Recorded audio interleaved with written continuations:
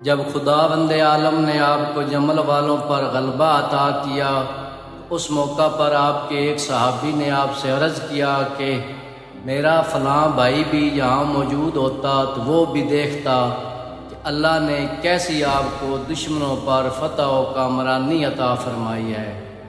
تو حضرت نے فرمایا کہ کیا تمہارا بھائی ہمیں دوست رکھتا ہے؟ اس نے کہا کہ ہاں۔ آپ نے فرمایا کہ وہ ہمارے پاس موجود تھا، بلکہ ہمارے اس لشکر میں وہ اشخاص بھی موجود تھے جو ابھی مردوں کی سلب اور عورتوں کے شکم میں ہیں۔ ان قریب زمانہ انہیں ظاہر کرے گا اور ان سے ایمان کو تقویت پہنچے گی۔